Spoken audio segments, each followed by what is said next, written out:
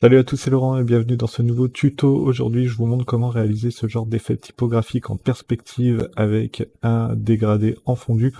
Et pour commencer, eh bien, on va se créer un nouveau document. Donc, on va créer un document en A5. Donc, on fait Fichier, Nouveau et on clique sur A5. Et ensuite, on a un nouveau document qui s'est ouvert.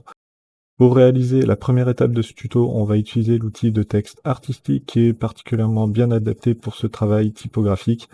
On clique, on glisse et vous voyez qu'on peut directement créer un texte avec une taille définie quand on clique et on glisse. Donc là, je me mets environ à 90 points. Et vous voyez qu'ensuite, eh bien, on a les points qui apparaissent ici dans la barre d'outils contextuels liés à l'outil de texte artistique. Et donc là, je peux l'ajuster et le mettre à 90. Je peux ensuite sélectionner ma typographie.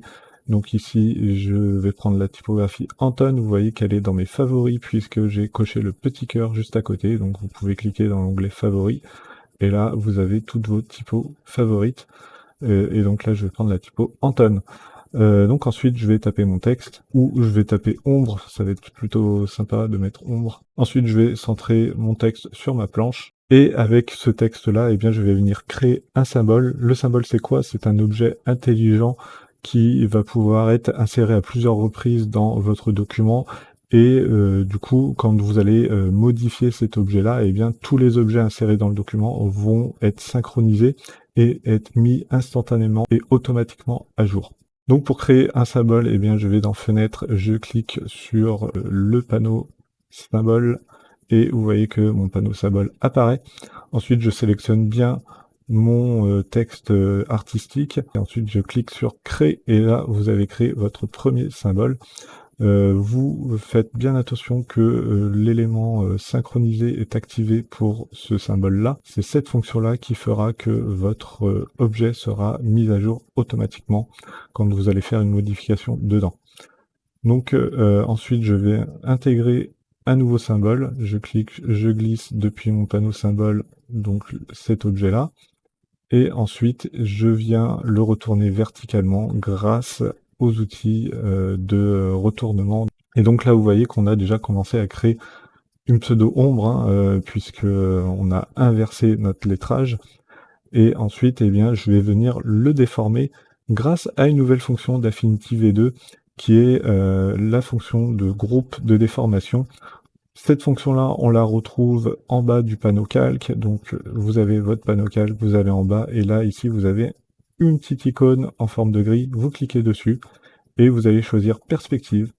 Et donc, avec cet outil-là, eh bien, j'ai un cadre de transformation qui apparaît tout autour de mon objet. Et cette transformation-là est complètement non destructive, donc vous allez pouvoir revenir à tout moment dessus et quand vous voulez, même après un enregistrement. Et bien sûr, ça ne vient pas pixeliser votre objet, donc vous allez rester sur du vectoriel, et ça, c'est une bonne nouvelle pour un logiciel de dessin vectoriel comme Affinity Designer. Et ensuite, eh bien, je viens déformer mon objet. Donc je prends le premier point en bas à gauche de mon cadre de transformation, et ensuite je peux venir le déformer comme bon me semble. Si j'appuie sur Shift et CTRL, eh bien je viens maintenir la direction de transformation ici à l'horizontale, mais je pourrais la maintenir aussi à la verticale comme ceci, ou en diagonale à 45 degrés, hop, comme ceci. Donc là, je fais ma déformation, voilà, je vais l'exagérer, je vais aller jusqu'au bord de mon format.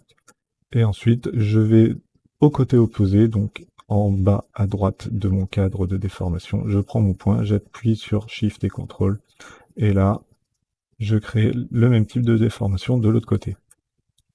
Et vous voyez que ici, on a créé une véritable ombre qui vient se mettre sur notre... Et donc là, on a véritablement créé un effet d'ombre.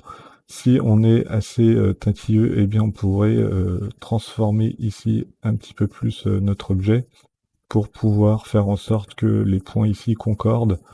Mais bon, là pour la vidéo, on va pas forcément aller trop dans ce détail-là, mais vous voyez que ça peut se faire assez facilement avec cet outil de déformation. Voilà.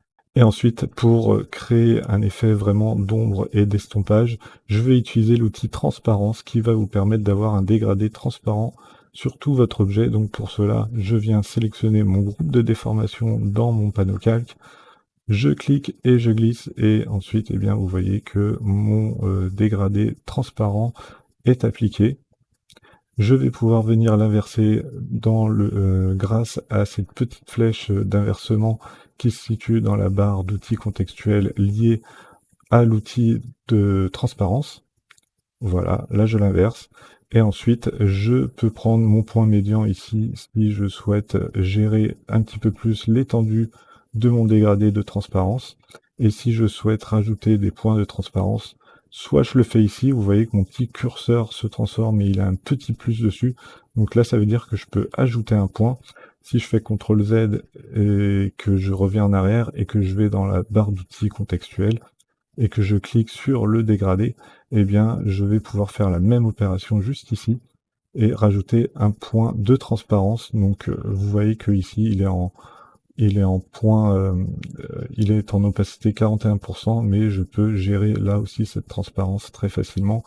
Et si je ne veux pas de ce point-là, eh bien, je peux le supprimer. Vous pouvez aussi gérer la position du point médian. Donc vous voyez que là, c'est ce qui vous permet de vraiment gérer l'étendue du dégradé et vous pouvez même taper une valeur ici pour gérer cette étendue-là. Et voilà, vous avez créé cet effet d'ombre très correctement et c'est super puisqu'on a créé quelque chose de vraiment sympa.